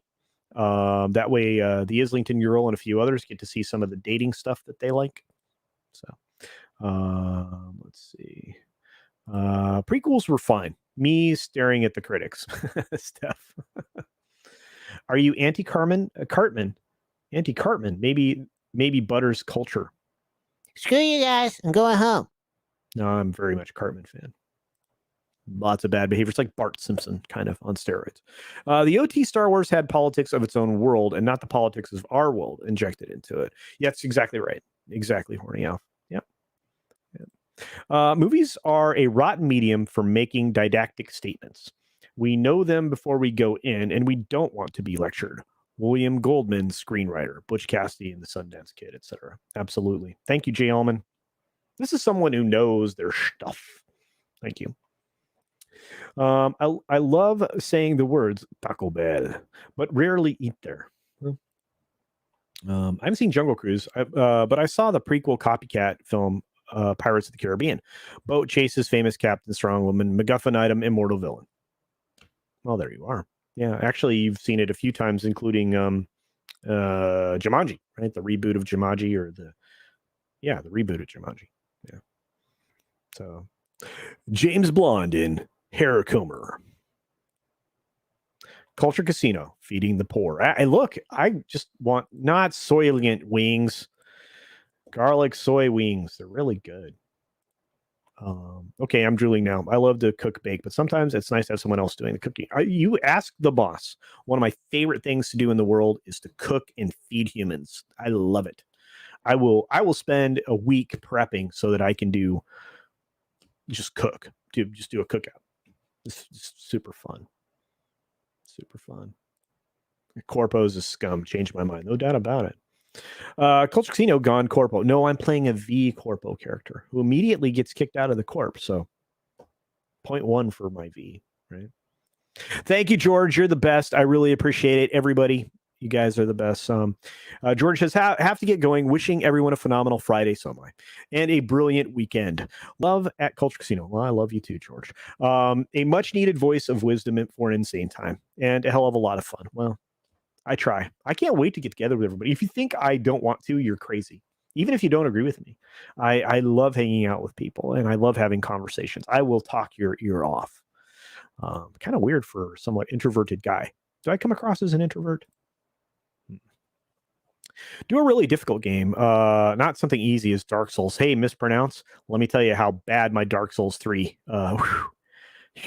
I took a break from it. I'm trying to play something that I might look somewhat competent at. Holy cow. I found some new games too. I'm looking forward. Steam is a beautiful thing. I can't wait to share some of that. Yeah, I can't wait to hear George tonight. I love it when Gary does that. It's going to be great. What the hell is a soy wing? Okay, so I use, like, when I do wings on especially if I'm going to grill them, I do marinade and then I rub a spice blend on them. And sometimes the marinade is garlic, soy, and soy sauce, and a few other things, right? And they sit in there like for 2 days, just soaking that in. Same thing with the teriyaki garlic wings. Same thing. And then I rub them with spices, and then I grill them. And then you try to get me to do it every day because they're really good. I had a tangerine the size of a tangerine. I did it backwards. You guys are so awesome. Dang, culture is dedicated. I barely know what to make for my next meal. Hey, the boss is incredible. And we like to cook food for an entire week in advance. Most everything based on right now. I'm getting back into my keto stuff, so because I'm put on a bunch of weight again, and I need to take it off so I can do this shirtless stream if I ever get to 10K. Yeah, right now there's no pressure because I'm growing really slowly. But if all of a sudden somebody were to dump like thousands of subs on me, yikes. Yeah, I would need in about like 11 billion sit-ups and crunches and side crunches and rolls. And I need to get crazy on my exercise again. I need to get back to P90X and maybe do some insanity too. We'll see. Thank you very much. You guys are so great. And everybody's saying bye to George. You guys are so awesome. We have such a great fellowship. Oof. Hey, I like that idea. We could have a new political party where it's just food. How about that? Would you guys sign up for that? Mike, the chef's party? Does that sound good? I will be one of the founding members of the chef's party. Are you guys with me? You have to sit down and eat with us. That's the rule. We'll debate you. But we have to have a meal. There you go. We need to get a treehouse villa and cookout. Oh, absolutely. In fact, I think we should do that. I might as well get one. You know what? I'll do that. I'll connect with you next. Not this trip in October, but maybe sometime in the spring. I'll connect with you, Rogue Disney. We'll see about that. Get a treehouse villa, DVC in Florida, for a meetup with people and do it over there. I'd love to do that. I could prep food the whole time I was there, and the last 2 days. Sometime in the last 2 days, I'm going to be there. I could do that. I wonder what cyber gear the corporal starts out with. Not much. Before the face off at Lizzie's, I never thought. Yeah, it's not much. You have to really build it up. Yeah, a lot of people. I mean, there's a certain element of that, but I've obviously come out of my shell. But no, originally, I mean, I like to perform on stage in various ways. I had done stuff like that in my past, and but that's just not I'm very quiet in person for the most part, unless I get into a group of people that I feel comfortable with. And believe it or not, I'm comfortable with all of you guys. Thank you. All 52 of you are in the chat. I appreciate you all so very much. You guys have become an extended part of my life. And I think we all would go mad if we didn't have each other. This fellowship is bigger than that. I mean, look at shows like Friday Night Tights, Friday Night Frolics. Look at what Ords is doing over on his gaming streams. Look at Fat Steven. Look at all of my Rogue Entertainment people like Scotty, Sporkin News Podcast. Look at Lodos. I mean, Stephen Walton. Look at my buddy Drew. Supreme Heretic. Look at all these channels. Look at what I'm doing over on the Gaming Lounge with all these other people. I would go mad without you guys. Truly, I think that's the case. Need to take myself off camera because all of a sudden my internet dipped. But you are the best. I can't wait to stream with you, my friend. I loved our conversation in Vegas. You again, that's the other thing. I find a lot of very intelligent, thoughtful people are part of our group. It's amazing. I can't even imagine that I would be able to connect with so many people that were this. So thank you all. Thank you all so very much. Here. Cheers to our YouTube fellowship. Absolutely, Tasmanta. Absolutely. That's right. Everyone deserves the support of in our fellowship. All of you are the most amazing, inspiring people. See you later on FNT. All hail. Thanks, George. I know he has to get going, guys. He is so accommodating. He's such a good man. This fellowship helped me get through the lockdowns. Me too. And many other people, the Islington girl. Absolutely. Oh my goodness. Ragfear. Did I get it right? Somebody tell me I got it right. Tom sent me here. Heart. No, thank you. And thanks, Tom. Both Toms today over on Midnight's Edge. You had Tom Connors and Tom Conkle. That was a great stream today, especially with Cameron Pasha being there at the beginning of it. I of course, I was listening because I was doing other things. But yeah, I love hanging out over there. I really do. There are a lot of cool folks. Soul Assassin, absolutely. It keeps a lot. I'm listening to everybody in our fellowship as I work all day long. It's because of you guys. Mispronounces keto for life, flesh and berry diet for all. Now, hey, it's not bad. Yeah, there you go. Oh, I love avocados. Oh, let me tell you indeed. If I didn't have Mahler and the Dishonored Wolf after TLJ, I would have lost my mind after that movie. Yes. Yeah, Rags. Oh yeah. If I didn't have FNT, Comics Division, Culture and Friends, I would have lost it during 2020. Well, thank you very much, Mutant Damhammer. I think we all have the same experience here, and I appreciate all of you. I really do. Karen Prime says the horrid side of having a job. You're never in when your favorite streams bloody start. Namaste. Namaste, Karen Prime. I love it. Oh, I heard some stuff about the the acolyte. I haven't been able to get it corroborated, but when I do, Steph, and maybe Steph's heard something. She and I probably need to talk. Anyway, yeah, I love it. Are you going to the huge toy convention April 30th in 2022 in Tennessee? It's my birthday. Wow, I would love to go. Good chance to meet up with some other people like that umbrella guy and some others. Maybe I'm sure a lot of people will be there. A lot of people are into toys. Tommy, maybe? Anyway, we'll see. Awesome One says, I'm just a jester. I'm more like Matt. A lot of people are, and that's a good thing. That's why I like to hang out with Matt. He likes to make people smile. Yep, FNT is coming up. Friday Night Frolics is coming up. So many shows. Friday Night Hangs and Video Games. The MF Cocktail Lounge over on Matt Fowler's Foulball Productions.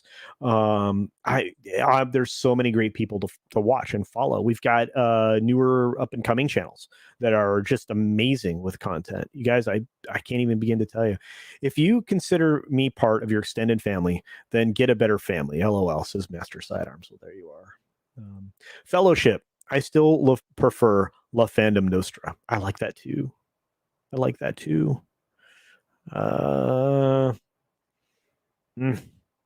So who's the godfather of that? Right? I know who the consigliere would be, but I don't know who the godfather would be. Looks more like Ragefire to me. All right. Oh, hello. We've got the Catman, aka DD Myers, becoming a YouTube member at the Gold Club level. Well, thank you for that. Hopefully, we are going to have a member stream either Saturday or Sunday. It's most likely tipping towards either later afternoon Saturday or sometime mid-morning, not even mid-morning, early morning-ish Sunday would be my guess before the Sunday Culture Review, but we'll see. If not, it'll have to be late Sunday because I have other obligations. So Sunday Culture Review. Oh, let me preview that real quick while we get. I can't believe we only got two things, but anyway, or three things technically. We're doing the Sunday Culture Review. We have Lady Gravemaster joining us, and maybe another surprise guest. It's going to be a big stream, guys. Should be a lot of fun. We're going to recap the weekend, look forward to the week ahead. It's always a good time on Sundays. Trying to get by work to enforce the thing. Yeah. Man, that's rough. You're so funny. Thank you, Ship of Fellows. Absolutely. You guys are great. Oh, Karen Prime does not like avocados. All right. The Hackolite. There you go. I can't talk about it until I confirm some stuff, but yeah. Echo Base Network. Absolutely. Thank you for that, Canadian Spider-Man. Coach and Nick do such a great job. Great human beings. Got to hang out with Nick in Vegas. Just a cool dude. I can't tell you how blessed I felt hanging out at both of those events in Vegas, and I want that again. I'm now addicted to it, and I think many of us became addicted right then. It's amazing. I love Nashville. It's really easy to get me there. Really easy to get me there. Plus, you probably find me in the bars at night. Woohoo! Down on Paper Mill Street, Mill Street. I forget what it's called. It's down in that area. I love that area. Just because you're an adult doesn't mean you have to stop collecting toys. This is very true. I have plenty. Yeah. I always get to be at work by the time Frolics rolls around. I get the first 2.5 hours of FNT and catch the rest on the replay. A lot of people are in that boat. I still have to pick up FNT. I sometimes have to watch through. There is still a Cyberpunk playthrough on Twitch. Yeah, absolutely. I just finished the first one. I just rebooted the Islington Girl. Started a brand new fresh Corpo V this time, so you can definitely check that out. That'll be tomorrow. I think it's 10 a.m. Pacific Standard Time, so that makes it 1 o'clock Eastern Standard Time for those of you doing weird time zone math. So when do you think the lightning lanes are coming? I'm surprised they haven't launched it yet. Christmas time, maybe? By the end of October is the last thing I heard. But they could be just setting it up for pre-Thanksgiving. You know what? I'll reach out and ask. Vegas was like heroin. A lot of people in the Phantom Menace never know they lusted after. It's absolutely true. Absolutely true. Nashville was a nice place when I lived there in the mid 90s. It's still kind of cool. Lucky number 7, more likes to 100. Guys, if you haven't hit the like button, if you get me to 100, it actually will make a difference in the algorithm. And this show will get a lot of replays, which would be great because these shows have done this. And we had a nice peak. We had a great show, a 6 Minute Daily on Thursday. I think that was the best one I'd ever done. Or was it Wednesday? It was anyway. And then of course, today I tried to top it, and I think I got more stories in today on the 6 Minute Daily. So, well, that's awesome. Thank you very much. I appreciate that. I like that you're going to show up and see that. Culture has gone corporate. No, I'm just playing a corpo, you guys. Oh my goodness. Anyway. All right. Is there anything else we want to talk about before we shut it down? I'll pull up another article. I just usually 2 hours was a little long in the tooth, and I know a lot of people like to get their meals set up before FNT, and then they filter over to Friday Night Frolics a little after that. And so it is what it is. You're gonna miss FNT next week for the mouse. Oh, that happens. It happens. I actually had to catch like part of it on a plane while I was sitting on the tarmac in Houston. Man, I was mad. Well, no, it wasn't that. What was it? Was it that? Yeah, it was that. It was that show.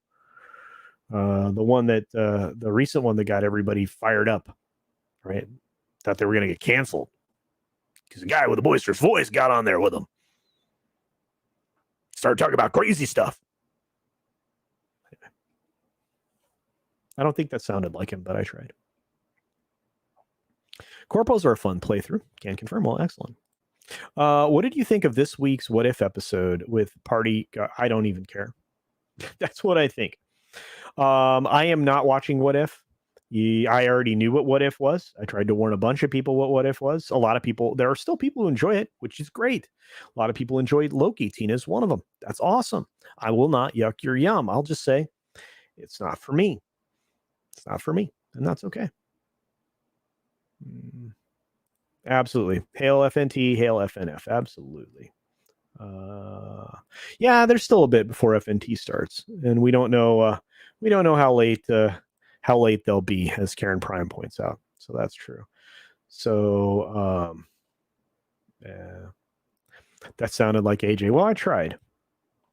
It was a pretty good show, and even if you disagree with him on stuff, it's still engaging is the right word. I need to change out my mic arms. I think that's the next thing. So I studied Aikido at CultureCasino. Have you ever watched it? Yeah, it's pretty awesome. Yeah. Kendo, Kempo, lots of really cool stuff. I'll eat your scalp. Yeah. Thoughts on Visions if I missed it. Sorry. Well, I knew it was going to be bad. They really are breaking it. And here's the thing. I think if you go to Wikipedia, because they said none of the stuff coming out of Visions was going to be canon, the lightsaber umbrella weirdness is listed in there under canon. I like the Doctor Strange episode. The rest aren't worth bothering with. Yeah, I think a lot of people have said that. One man show. And I'll address this comment the way everybody does. A wizard is on time by his own clock. So he shows up whenever, I forget the quote, whenever he intends to. So there you are. Did you see Lorraine at Disney World with the Halloween drinks? Looked good. Absolutely. I also saw that she went to Halloween Horror Nights, sort of. Well, hopefully she'll be ready to do that again when I'm down there in October, using Drunk 3PO as a blocking bodyguard in front of us as we go through all the HHN houses. Not really, but I think it'll be a lot of fun.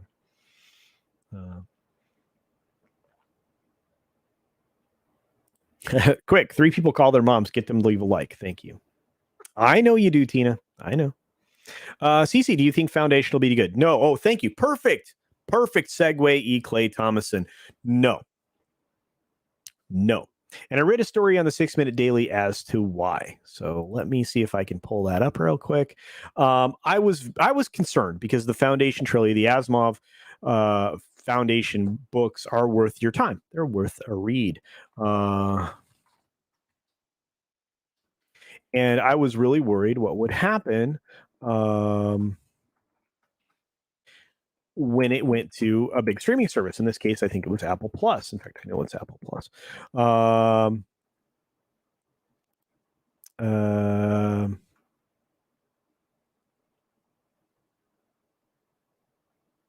Gizmodo did probably one of the more friendly ones. Let's see. It was Friday. That's what it was.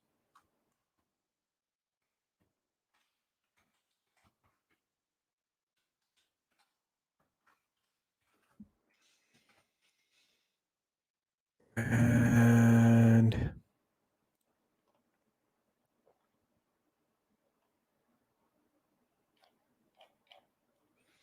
my goodness, I thought it was going to be easy to find. It's not.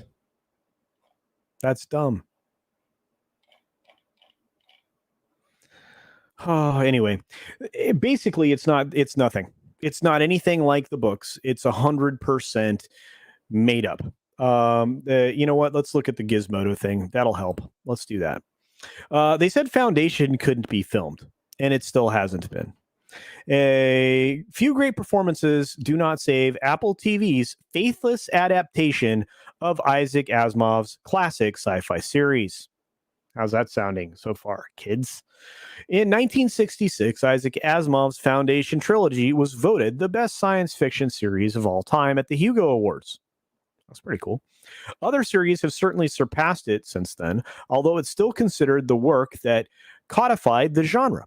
Despite its fame, because the series is an epic on a galactic level told over the course of 500 years or so, with dozens of characters, conflicts, and stories, no one has figured out how to bring Foundation into the live action. Apple TV Plus's new Foundation series hasn't figured it out either. Sound good, kids? Foundation, the TV series, is not Foundation, the book series. There are a few bones of the original story in there, sure, including the premise. Mathematician, psychologist Harry Seldon, played by Jared Harris, creates a field of psychohistory in which the future can be pathetically predicted, not for individuals, but for humanity in general, and has discovered the horrifying truth that the 12,000-year-old galactic empire is going to fall, beginning a new dark age that will last 30,000 years. It can't be stopped, but it can be reduced to a mere millennium by creating a repository of human knowledge to become the foundation of a new civilization.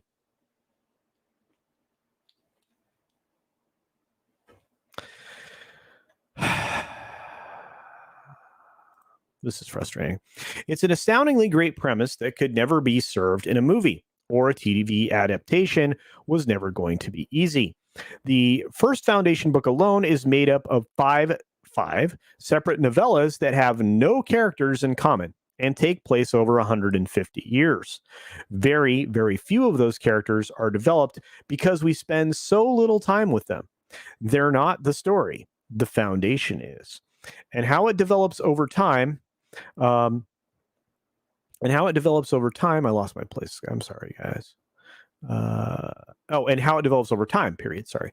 TV audiences would understandably have a hard time getting invested in a show where the entire cast and conflict changes every episode. Showrunner David S. Goyer, who I had a little faith in, writer of a billion DC superhero movies, limits Foundation's first season to the first 2/5 of the original novel and ties them together in a somewhat forced way. Goyer's idea to have Lee Pace play an eternally cloned Emperor Cleon is a clever way to give the series a basically consistent antagonist. Changing characters' genders and ethnicities is a must for modern times. No, it's not. There were virtually no female characters in Asimov's early books. Okay. And of course, it doesn't affect the story in the slightest. That's probably arguable. And he begins the show with a bit of sci-fi spectacle that will absolutely hook audience into rooting for Hari's grand plan to succeed. Fun, huh? Yeah. Youch. The Foundation trilogy is now up to 6 books. Well, yeah. By the way, the Hitchhiker's Guide, epic. What a great loss, Douglas Adams. That was a terrible day for me. I spent probably 2 or 3 days just severely bummed out. Yeah. Let's see. Thank you very much for the 101 likes. Daisy Blossom's cheering for it. Appreciate you guys. Alex Jones's voice. I'm the very model of a modern major general. I've information, vegetable, animal, and mineral. I know the kings of England, and I quote the fights historical, while I eat your tail. Try to get me to curse. I think it's on now. Yeah, it is. Yeah. It's the Foundation, the Pooh series, indeed. Yeah. Lord Thoth says Foundation won't be any good. It is impossible to translate to the small screen and be true to the themes and ideals in that massive series. It's true. It's true. What a great series. How disappointing. More bad sci-fi shows that are remotely nothing similar to the original source material is becoming a tiring trope. Indeed. None of these modern Hollywood writers understand basic sci-fi. Nope.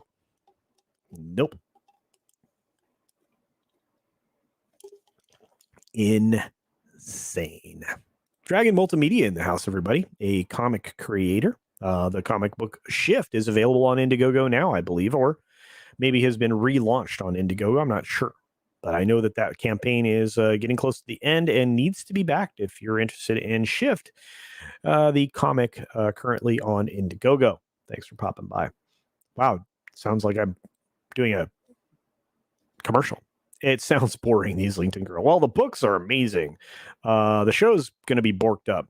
The Outpost is greater than the Foundation, and the Outpost just ended season 4. Modern sci-fi equals insert woken. Self-insert wokeism, 100%. I'm able to say I got high with Douglas Adams when he spoke at the University of Texas in the 90s. That's awesome. Still have the ticket to the event in my memory box. Did you get a signature on anything? God, that would have been 6-minute daily in the Alex voice. I'll try to do that one day. That's a good idea, Cody guy. Remind me on a 6-minute daily in the middle of the week when I've had a better grasp on what I'm going to do that day. Some of the ones Monday are rough because I'm pulling stories out of thin air on those days, it seems like. Your Taz is still the best, CC. Well, thank you. I'm able to say I got... Oh, wait, I read that. I thought it was a good comment, so we'll throw it back up there. Well, I eat your tail. Yeah. Always bring your towel. Absolutely. Now, that's a hoopy Frood who really knows where his towel's at. There's a line. We have 3 days left on the campaign and need help to get to 4K. Well, there you go. And help out. Connery's been a guest on a lot of different programs. I really wish there'd have been a bigger push at the beginning for that. I'm glad he came on my show, but do check that out. Might be worth your time. Just another red shirt. Lord Thoth says, yeah, excellent point. It is impossible unless you have an agenda. Well, maybe. It was a bad idea. Why does Tom Hanks sound so frail? He isn't that old. Good question. Why did he relocate to Greece and then come back? I have many more questions. Many more.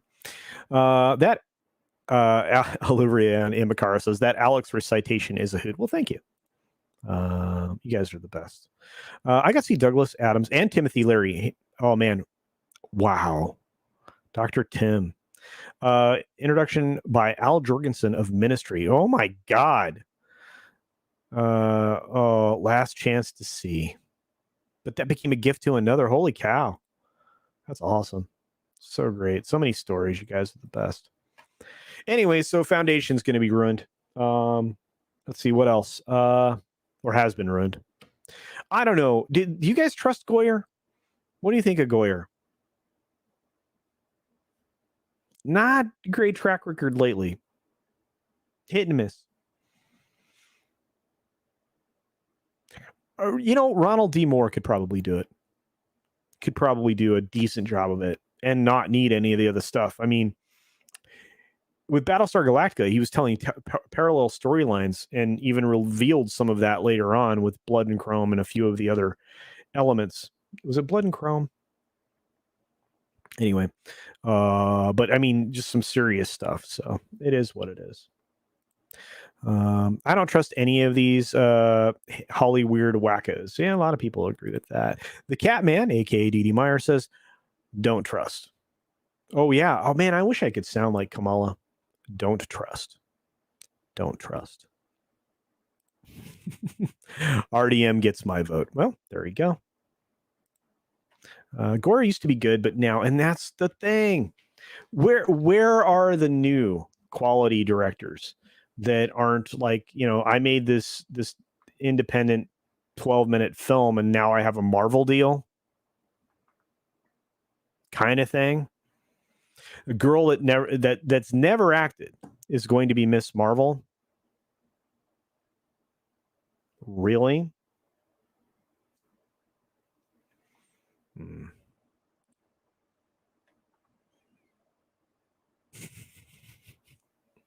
I don't think I can do that again. My voice is trashed. I need it for the rest of the weekend, Master Sidearms. I'll work on it. I'll try to strengthen it so I can do more Alex Jones. They will never take our freedom while we eat their tails. Guys keep trying to get me to curse. Dude. Oh, you guys are the best. Trust is the color of death, says Eric Madsen. Oh, there you go. Runga. Did I say that right? Runga. I got to listen to Andre say it a few more times. I'll get it. Oliverian Amakar says, just shows that it's who you know. Well, or the other part of that line. You guys are the best. All genres have this problem right now. From toys to film to comics to TV and movies, the people in the charge right now have no idea how to properly make it a worthy update. 1000%. Alex Jones or Hulk Hogan? Well, there you go. Alex Jones is a voice of an angel. He does. A fallen angel. No, I'm just kidding. He's awesome. Say it. Say it. I can't do Kinnison right now. I would have no voice by the end of the stream. Close enough. All right. I'm getting there. Alex Jones reads 50 Shades of Grey. Oh my God, that would be so great. Oh, F in the chat, according to Lord Thaw.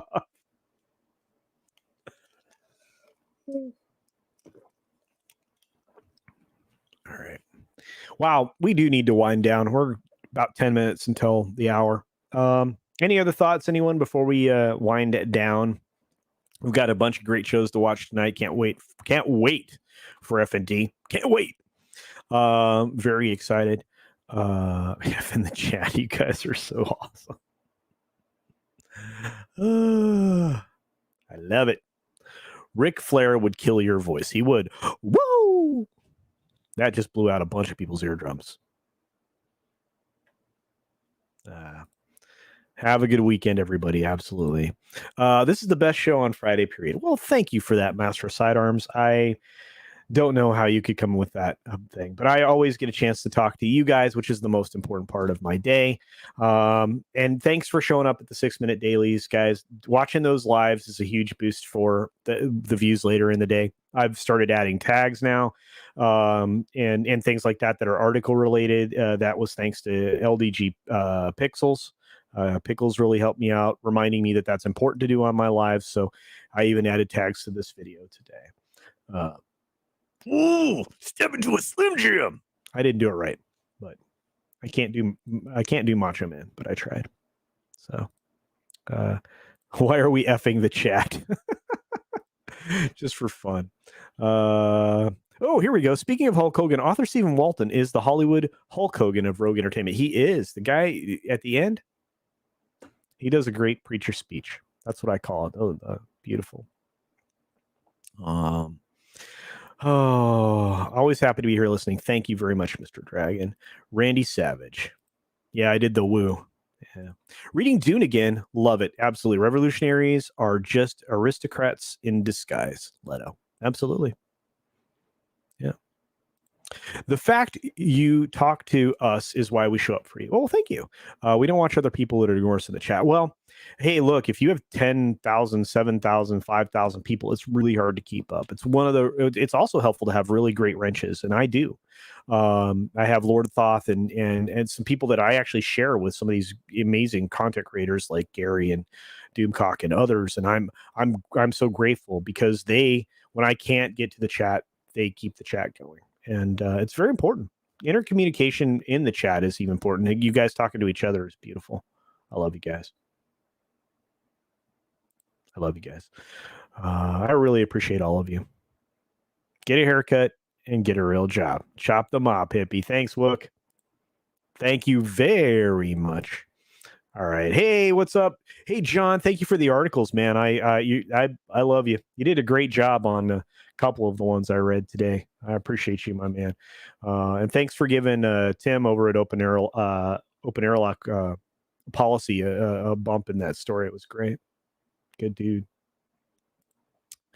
Hail to you and Sufi Mom. Thanks for your support. Your Muslim uncle. You guys are incredible. All right. I'm going to wind it up. You guys are absolutely the best. So saith the Wookiee telling someone to get a haircut. Hey, there you go. Well, thank you for that. You are awesome in everything that you do and your content on your channel, Captain Trek. I know you are very hard on yourself, but I love stopping by there. You guys are the best. All right. Get a haircut, says the walking carpet. Listen to you guys. Oh, Storyman at the right end. Here we go. Storyman Jack for $5. Guys, this is going to be amazing. You have my permission to play the Halloween promo anytime. Also $5 just because working hard on stories. Well, thank you. You know what? I'm going to do that. On Sunday, we're playing your promo, Storyman Jack. Guys, you're going to want to get this going because Storyman Jack is a story for every day of October. All the horror stuff. It's going to be amazing. Yeah, it's all right, John. Good to see you though. Hey, shoot me an invite to the next thing. Maybe I'd love to come on again and hang out with you guys. It's always a lot of fun. Yeah, we'll see you guys on FNT, FNF, and all the other great shows this weekend. I'm going to reach out to some of the members here in the next few weeks and see if you want to do a guest appearance on a panel on Sunday Culture Review or something like that. Also, if you want, as part of tomorrow's or Sunday's member stream, we'll try and do a little bit of basic editing and stuff. For those of you who are interested in sound editing or video editing or whatever, we can do some more of that. Other than that, appreciate all of you. Be sure to take care of yourself, take care of others, wash your hands, of course, because it's good hygiene. It absolutely is. And I updated the credits, although now I've got to add 2 more people, but thank you for that. That's a good problem to have. And until next time, bye.